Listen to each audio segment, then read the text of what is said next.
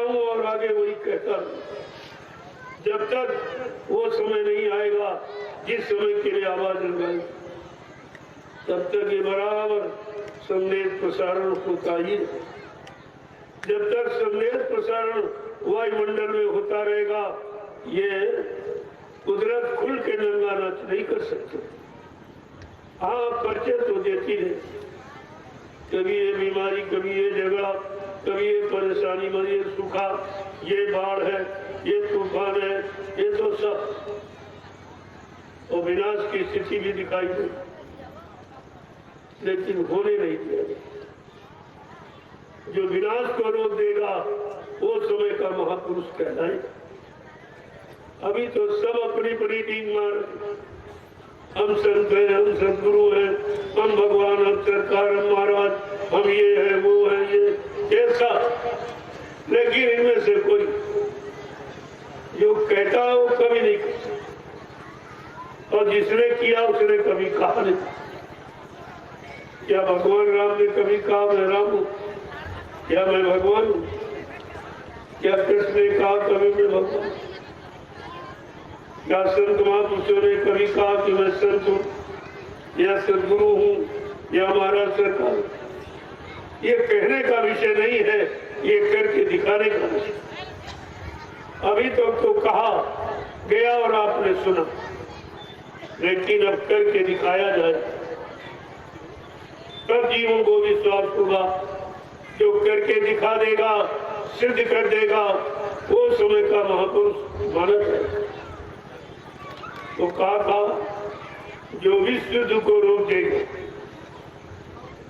विश्व होने की पूरी तैयारी, चारों तरफ से हाहाकार मचेगा, सब कहेंगे होगा जरूर, होगा जरूर। जब होने लगेगा, उस होने वाले को जो रोक देगा वो समय का महापुरुष कहलाएगा।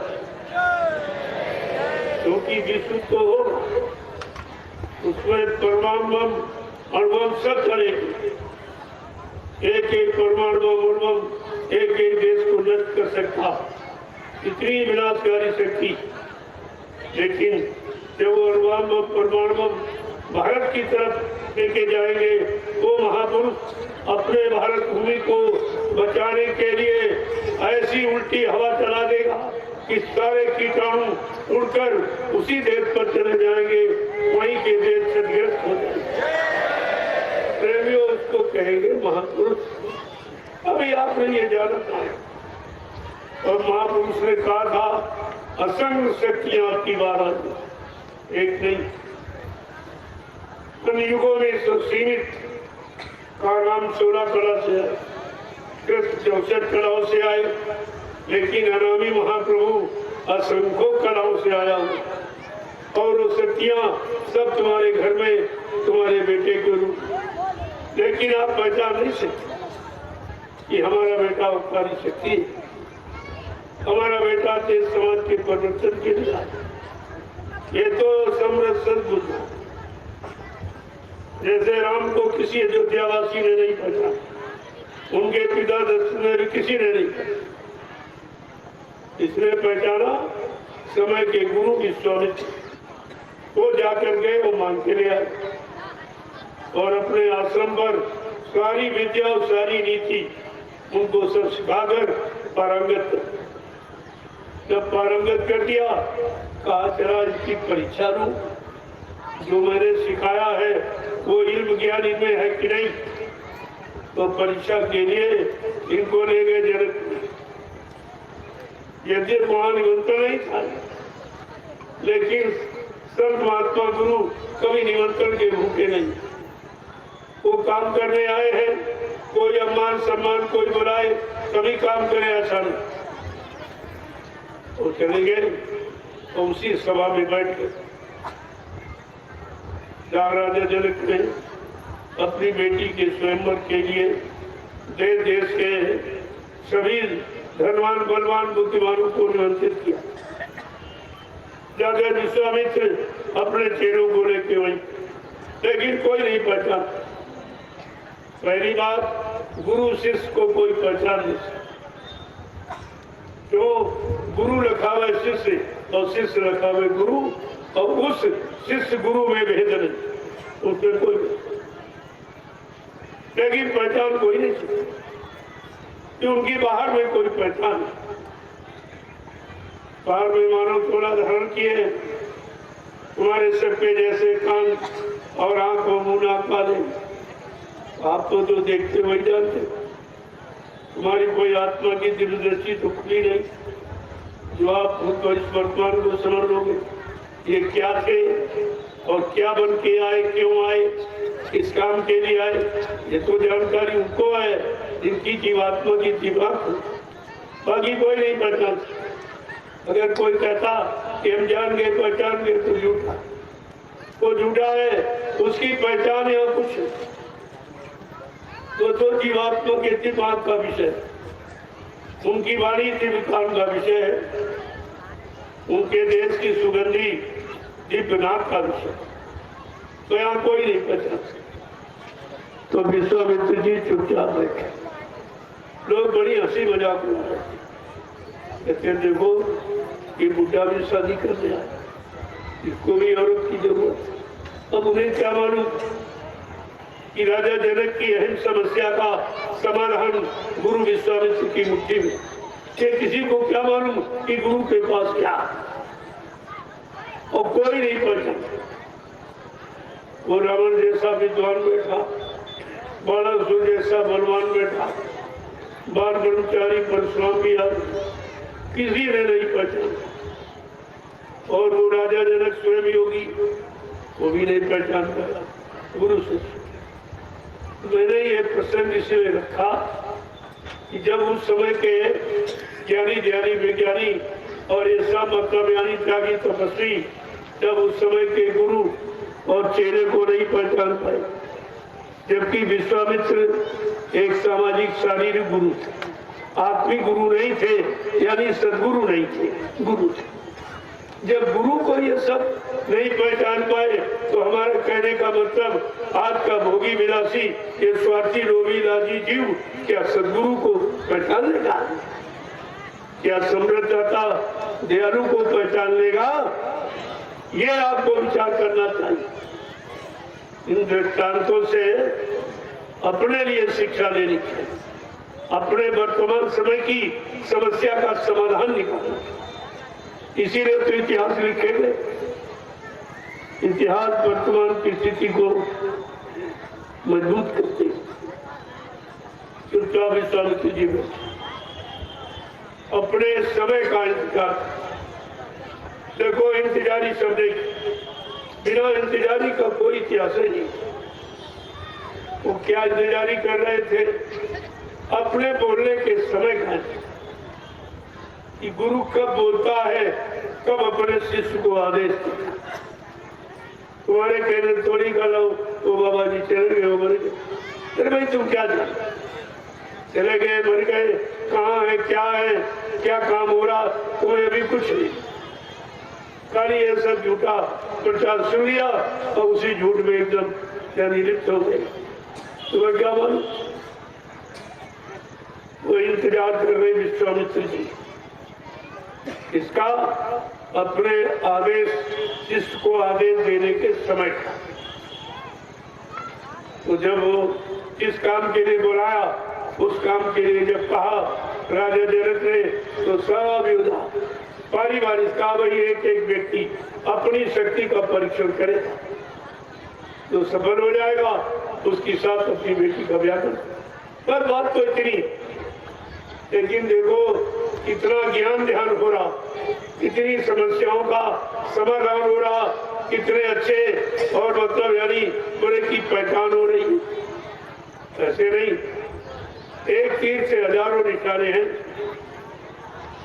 अब एक एक करके उठे और आजमाने लगे धनुष को, क्योंकि सबके अंदर ये स्वार्थ लोभ लालच था कि राजा जनक के बेटी है, बेटा नहीं है, तो बेटी भी मिलेगी और राजपाट धन दौलत खजाना सब मिलेगा, क्योंकि उसके बेटा नहीं। इस लालच में सब जुट गए,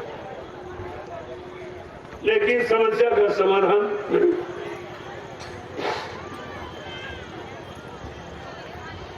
तब इनको क्रोध आ गया इस बात का कि हमारा नाम तो बड़े बड़े बलवान धनवान बुद्धिमानों में लिया जाता, एक छोटा सा धनुष नहीं उठा तो इसमें क्रोध आता।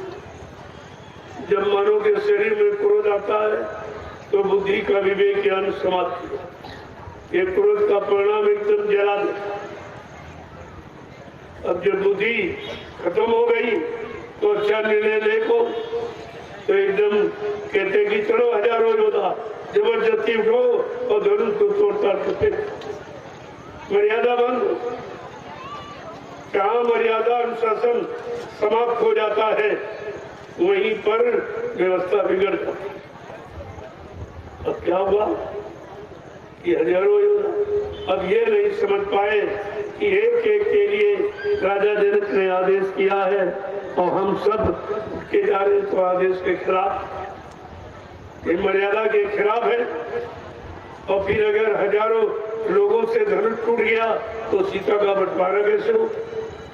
सब कहेंगे हमने तोड़ा, हमको मिले, हमने तोड़ा, तो इन्हीं में झगड़ा शुरू हो जाए। लेकिन जहां पर समय का गुरु बैठा हो,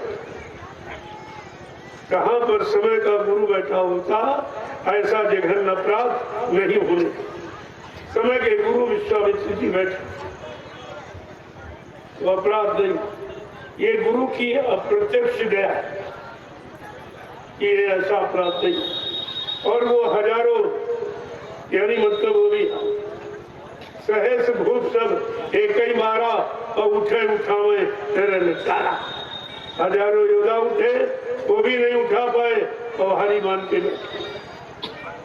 जब सब हार गए तो स्वामी महाराज लिखते हैं कर कर चले सब दंड प्रणामा। जब धनुष को दंडवत प्रणाम करके चलने लगे तब गुरु ने देखा अब मेरे बोलने का समय उचित। देखो ऐसे गुरु तुम्हारे कहने थोड़ी चले गए, चले रहे, क्यों नहीं आ रहे, डर गए, ये वो। अरे तुम ये सब क्या जानो, तुम गुरु का खेल, तुम चेले अगर चेले का खेल नहीं जान पाए तो गुरु का खेल तुम कैसे समझ लो। तो सब चलने लगे तो विश्वामित्र ने सोचा मेरे बोले का समझ की, अब सब हार गए, मेरी सब बात सुनो। तब उन्होंने अपने चेले को आगे किया। देखो दूसरा ये प्रश्न होगा कि गुरु चेले को आदेश कब देता, ये दूसरा प्रश्न आपका। पहला प्रश्न कि गुरु चेले को पहचानता कौन, और दूसरा प्रश्न हल हो रहा कि मतलब यानी गुरु अपने शिष्य को आदेश कब देता और गुरु कब बोलता। ये तीन आदेश तो कह रहे कि विश्वामी समय शुभ जानी और बोले आती स्नेह मृदुवानी कि उठव राम भंजब शिव चापू और मेटवता जनक पर काबू। क्या दे दिया अपने समय का की शुभ घड़ी शुभ मुहूर्त समझकर विश्वामित्र ने अपने चेले को आदेश किया कि उठो राम, धर्म तोड़ के शादी करो। ये नहीं आदेश कहा राजा जनक जिस दुख से जल रहा है इसके दुख को दूर। गुरु का आदेश हमेशा दुख दूर करने के लिए होता, रात भर धन दौलत मान सम्मान अधिकार पाने के लिए नहीं। तो पांचवा प्रश्न है,